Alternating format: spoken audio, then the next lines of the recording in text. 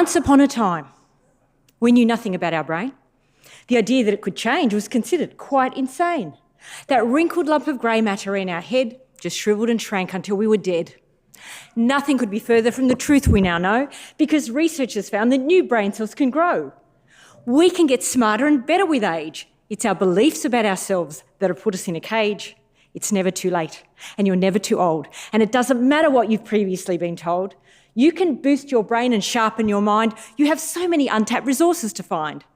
Because Dad had a mind that was once quite keen. He'd play chess and recall every move by my queen. But then his neurons began to misfire. He forgot that he left the cat in the dryer. And diagnosed with Alzheimer's at age 75, he no longer wanted to be alive. His neurons were dying. They were losing their drive. And eating carbs wasn't making him thrive. Some call Alzheimer's type 3 diabetes, caused by eating sugar and too many Wheaties. Was there something else that helped neurons survive? Yes, ketones, I learned, could help neurons thrive. So a low-carb diet makes perfect sense, and the cognitive benefits are really immense. So listen to what I'm about to say to discover the secrets your brain has hidden away.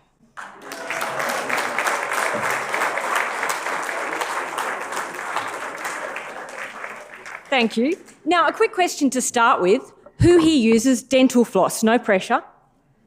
Well, you're about to discover mental floss, how to clean the plaque from between your neurons. And it works like this. Watch very carefully.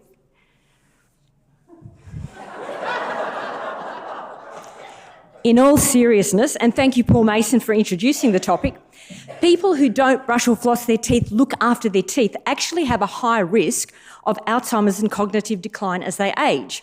Why? Because the bacteria causing gum disease, called Porphyromonas gingivalis, can travel to the brain and damage areas involved in memory and learning, particularly a region called the hippocampus. So if your patients have bleeding, receding, sore gums or problems with their teeth, send them to the dentist, because it is one simple step in helping to improve cognitive function and lower the risk of Alzheimer's disease. And that is just one of many reasons why sugar is a really bad idea if we want good brain health, because it is the number one cause of dental caries.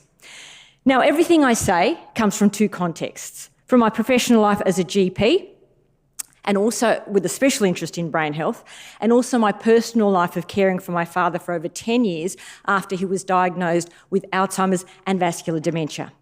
And he taught me more than anyone else that it's never too late to make a positive difference. At the age of 80, I bought him his first ever gym membership. I did not buy that silver tracksuit. I have no idea where that came from. And by going to the gym, he gained muscle, he increased his strength, he was in his 80s, and he improved not only his physical fitness, but also his mental capabilities. Because we've always known that a healthy body means a healthy mind.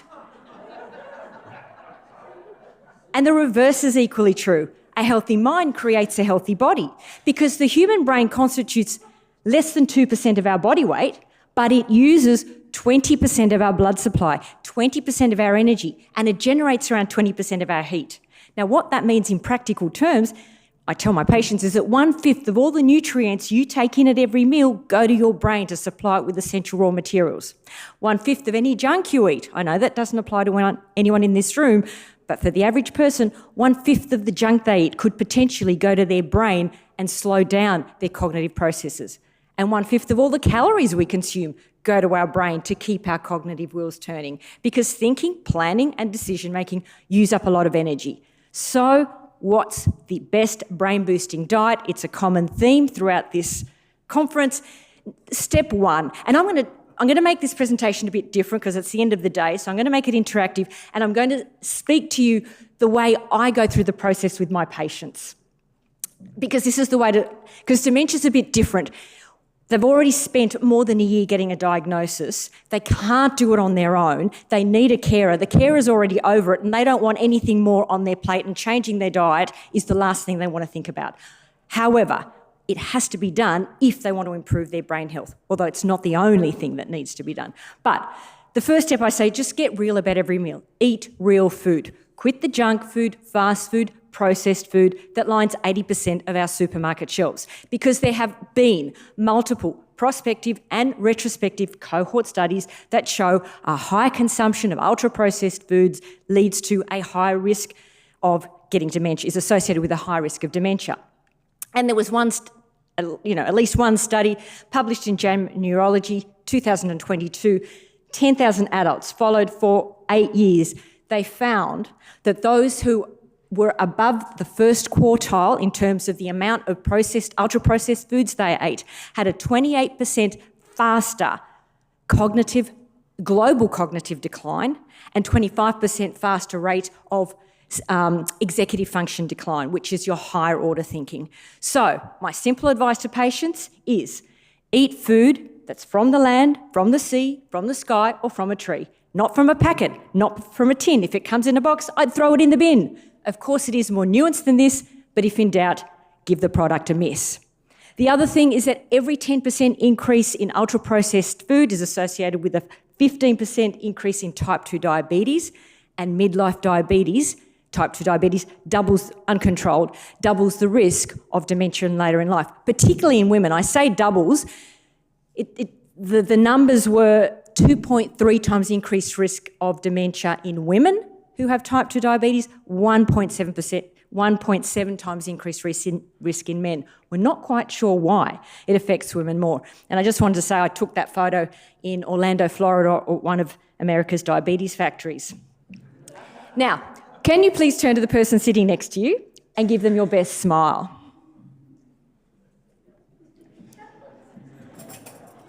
Now, did you happen to notice who raised their eyebrows when they smiled? Well, you will from now, because researchers found if you raise your eyebrows when you smile, the other person will think you look more intelligent than if you hadn't raised your eyebrows. But even without the eyebrow raising, whenever we smile, people rate us as looking younger, smarter, more attractive and more trustworthy. So now that everyone in the room thinks everyone else in the room looks hot, intelligent and honest, please give each other a genuine, heartfelt compliment. And if you're sitting there thinking, but the person next to me doesn't know me, don't worry, something pleasant about you has struck them or they wouldn't be sitting next to you. 10 seconds each, give each other a compliment.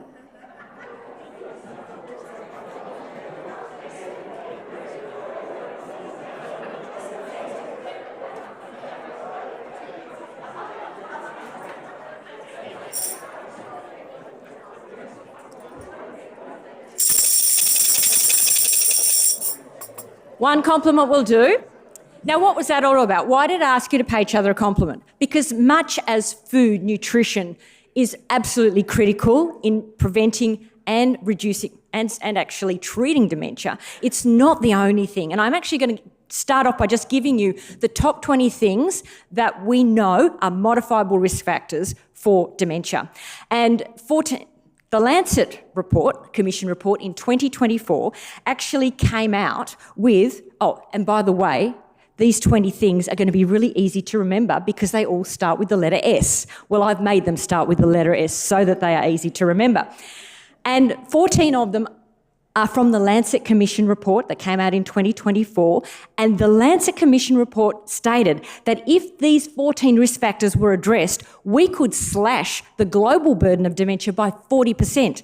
But here's the funniest thing of all. There is no mention of the most powerful risk reduction strategies, which are what we're going to talk about today and which are all diet-based. So if we added in what I'm about to talk about today, we could easily, I think, slash dementia rates by 80% because only about 5% are genetically predetermined. Isn't that fantastic news? Oh, I didn't want to get started yet. So I'm going to get you to turn to the person sitting next to you again. If they gave you a dud compliment earlier, turn to the person on your other side.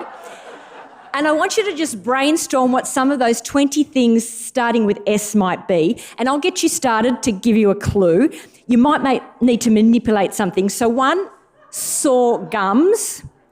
2, stiff blood vessels, i.e. hypertension. 3, sugar. Now you go ahead with the next 17. I'll give you a minute.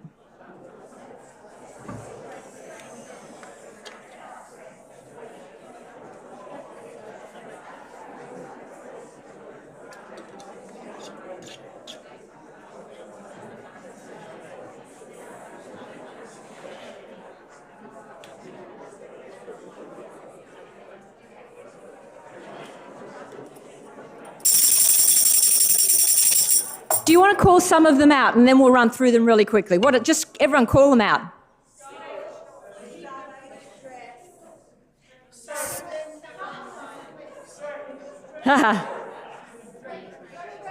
Excellent. Okay, so I heard sleep deprivation, I heard stress. Let's just go through them all. So starches, soft drinks, seed oils, they were obvious. Then we've got spirits, i.e. alcohol. Now the story with alcohol is 4 standard Australian drinks per week will start to shrink your brain and increase your risk of dementia. So forget this 14 per week, which is what the guidelines say for men, 10 for women. Way, way too many. 4 per week. So some of you might have had your quota last night. Smoking, sun starvation, i.e. low vitamin D, sedentary living and sarcopenia. When somebody has a diagnosis of dementia, exercise is a non-negotiable. You absolutely need to do both aerobic exercise and strength training to make a difference, because the weaker your muscles, the weaker your mind. A person's hand grip strength actually correlates with how well they perform in tests of memory and cognitive functioning. A lesser well-known one is smog, smoke, air pollution, smashing your head, i.e. traumatic brain injury, sensory loss, especially a reduction in the sense of smell. So improving people's smell is important, and that's a whole other topic, but you can go to my website and read about that. You mentioned sleep deprivation, snoring, specifically obstructive sleep apnea, huge risk factor. Having chronic severe depression through midlife that's not treated, sameness, lack of novelty, lack of mental stimulation, stress you mentioned, and social isolation and loneliness. And loneliness is as damaging as smoking 15 cigarettes a day. And this is particularly important in dementia. They must have a confidant, a community they feel part of, because they're just not going to be able to go this alone. And good relationships can halve the risk of dementia. And that's why the smile and the compliment, to remind you that the importance of social connection and feeling good and feeling that you contribute to someone in your life. Okay, so now let's go through. I was just speaking of good relationships. When I was much, much younger and going through a very religious phase, I was madly in love with this boy, and then I discovered he was an atheist, and I was devastated. And my father said, "What's wrong, darling? I thought the two of you are in love." And I said, "We are, Dad, but I can't marry him. He's an atheist. He doesn't believe in heaven and hell." And my father said, "Darling, don't you worry. You go right ahead and marry him. He'll soon believe in hell." Thanks, Dad. Okay, so just to make sure we're on the same page, what's the difference between dementia and Alzheimer's disease? Dementia is that umbrella term that covers more than 100 different diseases of the brain, all of which can potentially lead to progressive cognitive decline if we don't intervene. And so far the standard line that they'll get from all neurologists, geriatricians, is that there's nothing we can do. Alzheimer's disease is the most common type of dementia. It accounts for about 70% of cases. And in fact, Alzheimer's is probably more than one type of dementia as well. But let's just say Alzheimer's is the most common type of dementia. That's why we hear the most about it. Second most common, vascular dementia, then frontotemporal dementia, and so it goes on. So dementia, umbrella term, Alzheimer's, one particular type. And the reason everyone needs to care, whatever their age or stage of life, is 3 big reasons. The first one is that brain changes leading to Alzheimer's and other dementias start 30 years before we get any symptoms. This is a life course disease. This doesn't just start in later life. So what people are doing in midlife and even earlier is setting them up for their brain health later in life. Secondly, the brain is like the canary in the coal mine. In New Zealand, they developed the Dunedin pace of aging, calculated from neuroimaging, a score. They did an MRI scan of people's brains in midlife, and the older their brain looked, the poorer the health of their brain in midlife, the earlier they ended up dying, the more likely they would have a heart attack, stroke, and become frail. So the health of our brain is associated with the health of our body. Does it drive it? We're not sure which way the relationship goes, but it's really important. And thirdly, dementia is the number 1 cause of death in Australian women, and very few women know that. They're all scared of breast cancer, but they don't realise that dementia is much more likely to kill them than is breast cancer. It's the number 2 cause in men. Heart disease is number 1 for men. Okay, so what's the overarching principle of managing dementia? Number 1, stop the injury to neurons. Number 2, repair and feed your starving neurons. And number 3, if necessary, provide supplements or other essential nutrients they might be missing. And this is how I go through it with my patients. And I'm going through this because their experience is usually diagnose and adios. They've been diagnosed, the neurologist said, well, there's nothing we can do, maybe some Suvinade, which number 1 ingredient is sugar, maybe some Suvinade, maybe one of the drugs that doesn't really work, and I'll see you in a year's time. So they come in very, very depressed. So you've really got to work hard in saying, yes, there is actually something that you can do. Number 1, stop the injury. And the biggest cause of injury, and this is, I'm talking to you now, the way that I feel is most effective in conveying this information to patients, because they just can't get their heads around it otherwise. So the most injurious thing to our brain is sugar. And I explain the poison is in the dose. I took that photo in the US, I took this photo in the US, and I have to explain, and a lot of them, I also have to explain that we are just eating way above the levels of sugar that our brain or body was ever meant to handle. Today, by the time a child is 8 years old, they've already consumed more sugar than the average person had in their entire life a century ago. So you have to put it into context, because they go, but everything in moderation. No. We've lost the concept of moderation when it comes to sugar and carbs. So they go, but it's okay. The next response I'll get from them is that, but I don't eat sugar. I'm not a sweet tooth. I don't eat any of that. And I go, yeah, I believe you. But sugar is not just this. It's also this. What? My favourite breakfast cereal, but I've been eating Wheat Bix all my life and it hasn't done me any harm. I've got news for you. Sugar is also this. All your sauces that you buy from your supermarket. Compliments of Qantas Club. Every single salad dressing in Qantas Club either had sugar or a seed oil or an emulsifier that was unhealthy for their brain. Then I explained that this is actually all sugar. The tomato sauce is all sugar, and the chips break down into glucose, which is another word for sugar. The batter on this is sugar. The bread is sugar because all starches break down into sugar. The rice and the crumbs are all sugar, and the pasta is sugar. And then they go, but then this is all I have left to eat. And I go, no. No, most of my patients say, you've just eliminated my entire diet. So I go, well, I've got great news for you. Pork crackling is back on the menu. Now, isn't that better than eating sugar? And we start to sort of build up what's left. But I do have to explain, why is sugar so toxic to the brain? Because sugar is everywhere and it's natural and, well, let me explain. Firstly, sugar is called sucrose, and it's made up of 2 smaller sugar molecules called fructose and glucose, and the body handles them very differently. So I'll speak about them separately. Firstly, fructose, in the levels and the way that we are consuming it today, actually changes genes in our hippocampus and our hypothalamus. Hippocampus, learning and memory warehouse. Hypothalamus regulates our hormones, which is why too much sugar causes a lot of hormone-related problems as well as brain problems. And fructose actually damages signalling between brain cells. So I really have to explain. If you give rats sugar, something like sugar in their water, they cannot find their way through a maze. They perform as if they are drunk. Interestingly, the effects of fructose are partially mitigated if you simultaneously give them omega-3 fatty acids. So that's interesting, that it's not just one thing in isolation, but things work together in our diet. Now, that is not an excuse for eating 3 tins of sardines so you can binge on ice cream later, but it's just to understand that omega-3s can buffer the effect a little bit.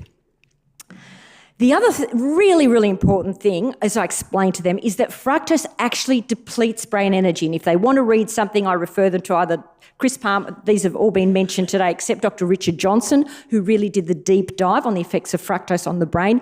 Read his research papers, which I'll give you the QR code at the end. Fructose damages mitochondria, which I explain are the organelles in our cells which produce the energy that we need for all our organs and especially our brain. And what this sort of in more scientific terms is it reduces ATP. Like everything else we eat is going to increase ATP. Fructose is the only thing we consume that actually drops ATP.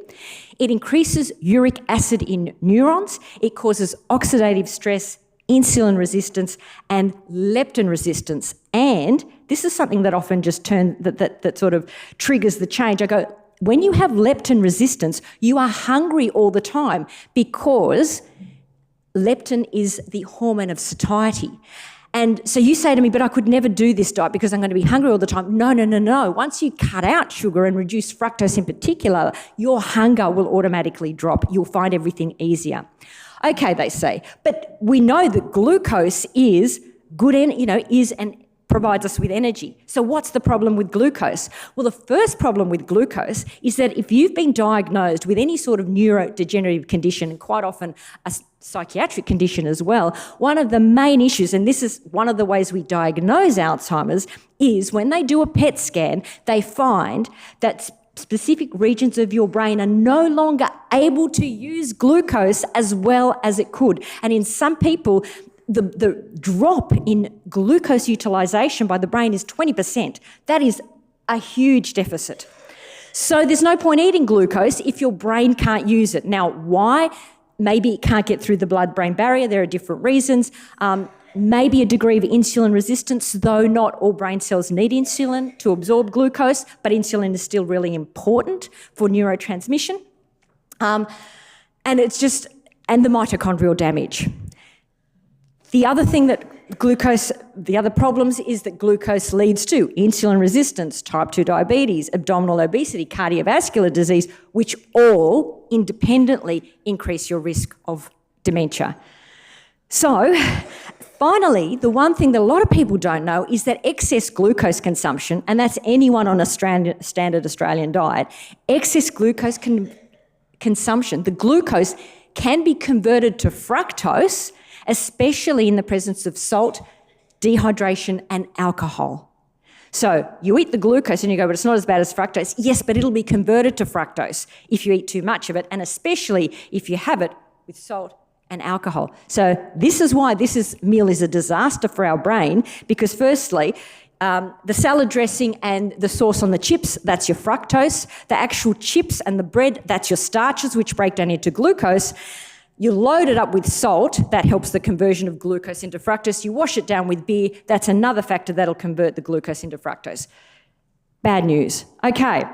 But, they say, Asians have been eating, rice for centuries, and they live long and healthy lives. The way I get around this one is, I simply ask the question. I don't get into a debate about whether rice is healthy or not, because you won't get anywhere with that one. I just say, if you had a peanut allergy, and I mean, anaphylaxis, would you eat peanuts? Well, of course I wouldn't, they say. Okay. Well, what you have in your brain is a condition that it's analogous. It's not the same, but it's analogous to having a sugar and carbohydrate allergy. Your brain simply can't handle it. So this is why, your next door neighbour who's an athlete might be able to eat carbs and doesn't affect their brain yet. But if you eat carbs, your brain's just not going to manage it. It's like having an allergy to carbs. And that is a really simple, basic way that they sometimes, they go, okay, that clicks. But then the next question is, but why hasn't my neurologist told me this, or my geriatrician? Well, unless they're part of the low carb down under community, I say to them, neurologists have no education in nutrition. Would you go to a neurologist if you had a sprained ankle or appendicitis? No. So you don't go to your neurologist if you want to ask them any questions about nutrition. They are taught to prescribe drugs, and there are no drugs for Alzheimer's, dementias, and most, effective drugs. So that's why you've been told there's nothing that can be done. And the final word of warning, because again, this relates to our traps, things that trip you up in a carnivore diet. You've got to ask them what they drink as well, because that sort of, people forget that makes a difference. The worst way you can consume sugar is to drink it. I say your new mantra is this: every soft drink is a bullet to your brain. Imagine how well that went down when I spoke in Atlanta, Georgia, the home of Coca-Cola. Oh, didn't go down well. But anyway, but it is. And it also, and I just say, look, if you changed nothing in your life, this is the stats on soft drinks, same exercise, same diet, but you added just one small can a day, by the end of a year, you would be between 6.5 to 7 kilograms heavier, and you would have increased your risk of type 2 diabetes by 22%. Now, I'm not a nasty person. I do not want to put the soft drink industry out of business. If you've got soft drinks and they go, but I don't want to waste them, don't waste them. Just take all your soft drinks, put them in the laundry, and use them as cleaning agents. They are really good at cleaning mould. So Soft drink makers just have to rebrand. And final point, fruit juice frazzles your brain. So fruit juice is off the menu too. But fruit, yes, because once I start on the juices, then I move on to the fruits. So because once you've removed the fibre from your fruit, you're just left with sugar and water. And even if you pull it through one of those bullet things that retains the fibre, you've pulverised the fibre, so it's lost the function of slowing down the absorption of sugar. Okay. So now we've gotten rid of we've removed the toxic agent in your brain, which is the sugar and the starches. Now we have to repair and feed starving neurons. This is going to be no news to anybody here. I do strongly recommend the gold standard.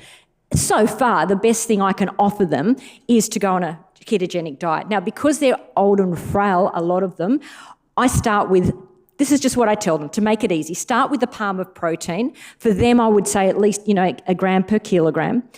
Feast on fat. Don't cut any of the fat off your meat. Keep the skin on your chicken, the crackling on your pork, and the eyes light up. But you do need to cut out the carbs. And I go through we go through it slowly. They don't go cold turkey, otherwise it's not going to happen.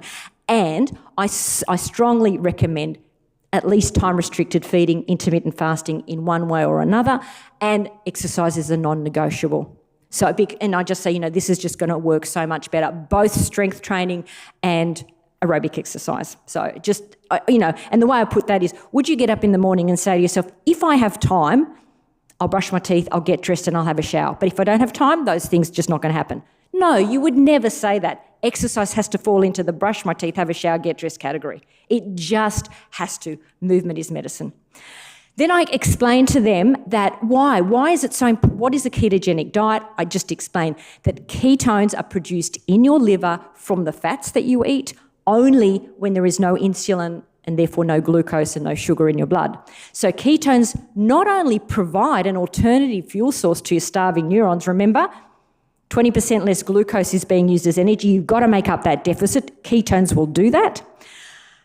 I also go through the ketogenic diet has been used to treat epilepsy for more than a century, so it's not a new concept. And the ketogenic diet is ordained by God because this painting, Raphael's Transfiguration, there's a boy down there with epilepsy and Jesus is saying, fast this boy and it'll cure his epilepsy. So it has religious backing. And then you'll get a smart aleck telling you, but I'm Buddhist. And I go, Buddha also promoted the ketogenic diet because they were Buddhists. They eat very, very little. They fast most of the day. So they are in ketosis without even realising it. So every religion has fasting, so you can cover off every religion. And finally, ketones are almost the antidote to fructose because they're neuroprotective in all the ways that fructose is damaging to neurons. They reduce inflammation, they reduce oxidative stress, they've even been shown to reduce amyloid, the aberrant protein that is in the brains of people with Alzheimer's, and they increase mitochondrial function and BDNF, brain-derived neurotrophic factor, which stimulates the growth of new brain cells and new connections. And the most powerful way of increasing BDNF is both aerobic exercise and strength training. Another reason to exercise. And I always I take them all to Dr. Matthew Phillips' website. I say, look, read this study. He's got his entire protocol on his website, exactly the diet that they followed, and it was a randomised crossover trial. It was a modified ketogenic diet, i.e. there were some sweeteners in there to appeal to an Alzheimer's population, and after 12 weeks, they reported improved quality of life and improved daily function. And there have now been a lot of other studies with very similar results. So this has actually been tested in trials. And I just remind them, do not be afraid of fat, because women who carry excess body fat actually live longer than men who mention it to them. Okay, the final thing is, like I explained, what are particularly important fats. Omega-3s throughout life are really important, especially if you have the ApoE4 gene. You've got to take your just make sure you're getting an omega-3 rich diet, because ApoE4 carriers, after about the age of 50, 60, do not absorb omega-3s as well as non-ApoE4 carriers. ApoE4 is the main risk factor gene for Alzheimer's disease. So most people don't know if they have it, but omega-3s are really important, and the marine sources are much more important. DHA is the most abundant omega-3 in the brain, and it helps with synaptic formation of synapses. EPA reduces vascular inflammation. And the vegetarians will go, but, I know that walnuts and chia seeds and flaxseed oil have omega-3. They do, but the conversion of ALA to DHA and EPA is very poor. Less than 5% of ALA is converted to EPA, 0.5% is converted to DHA. So in vegetarians, the conversion rate is slightly higher because their body adapts, but it's still not enough. So I do recommend vegans, to take an omega-3 supplement. Interestingly, a high omega-6 diet, so that's your seed oils, actually impairs the conversion of ALA to DHA even more. So this is another reason why that conversion is very poor. So they're usually happy when I say swap margarine for butter as well. And I remind them of all the other healthy fats that they can now eat. Because, often the response I get is from the carer of the person with Alzheimer's, but their sweets and their treats are all they have left. And they crave sugar. And I go, yeah, I understand they crave sugar because their brain is starved of energy. And this is the way of turning it around. I said, it will improve your quality of life and their quality of life in the long run. One thing this is anecdotal clinical practice, I recommend everyone now take some MCT oil. And I explain, MCT stands for medium chain triglycerides, which your liver will convert into ketones. It comes from coconuts, and it's kind of a little bit like a cheat's way of producing ketones, but it's not. So I recommend you definitely don't cook with this, don't heat it, you add it to foods later, and if you like the taste of coconut, you will absolutely love this, but start low and go slow. Just a teaspoon a day for the first couple of weeks, then 2, then 3, up to 3 tablespoons, maybe even a third of a cup a day distributed through your meals. Add it to scrambled eggs. Add it, over stir-fried mushrooms, spinach, vegetables. It adds a beautiful coconut flavour. And anecdotally, people report that when they miss a day of MCT oil, their cognitive function isn't as good. So mechanistically, I can understand why that's the case. If it's placebo, I don't think it is, but who cares? If it's working, and it's not doing any harm. And finally, if they are low in certain nutrients that are essential for good brain health, I do test for these.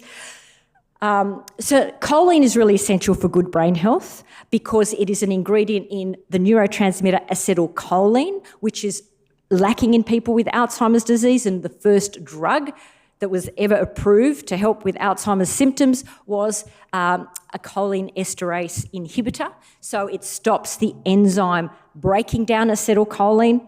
It doesn't work for very long, it doesn't work very well, and it doesn't work for everybody. But that indicates that choline is important. It's also important in terms of, transmission and myelin and cell membranes. The sources, interestingly, the best sources of choline are what's recommended in a ketogenic diet. Yes, soybeans, shiitake, broccoli, almonds have some choline, but vegetarians definitely will be consuming a lot less choline. Creatine is also emerging there's only a few studies to date, so I can't definitively say that this will help. But again, anecdotally, I'm now prescribing at least 5 grams of creatine a day to my patients with dementia. It's naturally found in the diet. They could get 10 grams of creatine with 2 tins of sardines a day, but most people don't like that. But I just go, sardines are probably your absolute best brain food because of the omega-3s, because of the creatine. But yeah, the science is emerging that the creatine isn't just for bodybuilders and enhancing exercise performance, but creatine is showing promise in terms of improving cognition, possibly because it helps recycle ATP, again, making up for that energy deficit. What are the rich natural sources of creatine? Surprise, surprise, they are the important ingredients in a low-carb ketogenic diet. And a common question, but, do plant foods contain creatine? Can I have a show of hands? Yes, no, call out the answer. Do any plant foods contain creatine? No, they don't. But plant foods, nuts, seeds, particularly walnuts, almonds, pumpkin seeds, sesame seeds, sunflower seeds, they do contain the amino acids arginine, glycine and methionine, which the body can use to make creatine. But once again, vegetarians have much lower levels of creatine than people who eat meat. And the other 4 things I test for are B12, homocysteine, so you want your B12 to be in a normal range. Homocysteine, if it's high, I will give them a B6, B9, B12 supplements because there was the VitaCog trial found that if your homocysteine was high, it's like another canary in the coal mine. High homocysteine can lead to brain shrinkage before you even get symptoms. So in order to lower their homocysteine, I will give them, hopefully, B6, B9, B12 at high doses. I always check their iron, but remember Goldilocks was a guru. You don't want too much iron, you don't want too little iron. And magnesium supplementation in women who are low in magnesium has been also found to show promise. So that's just my practice.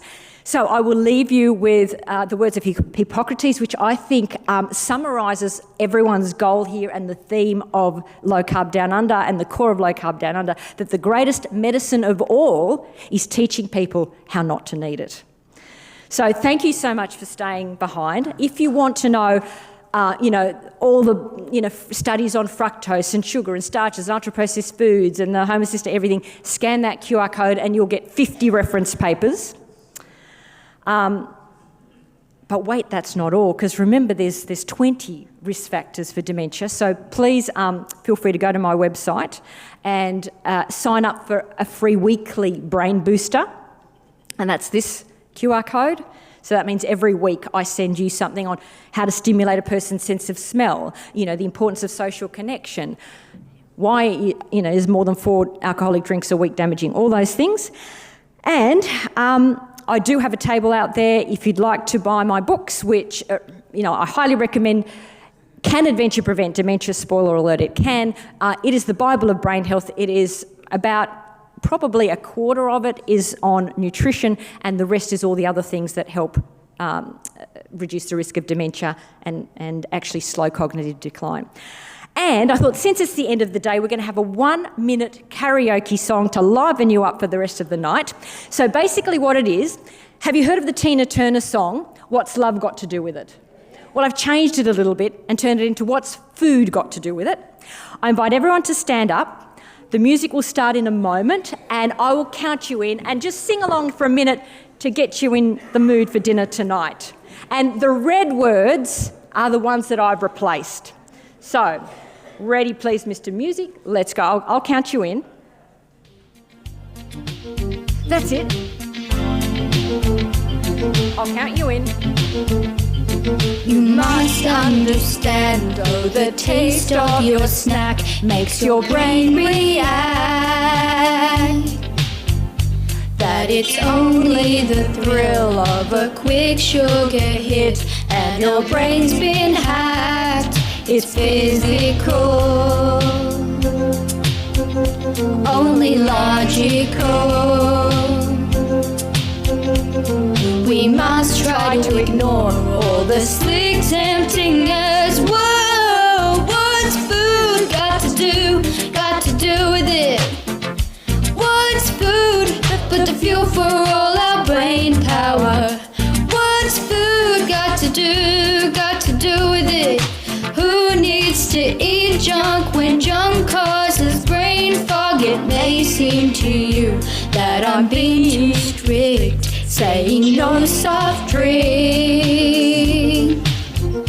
Having water instead clears our skin and our head. Research shows the links, there's a name for it. Being smart and fit.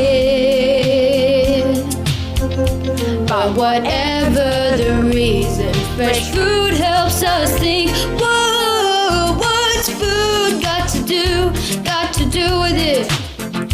What's food but the fuel for all our brain power? What's food got to do with it? Who needs fast food when fast food slows our brain down. Thank you so much.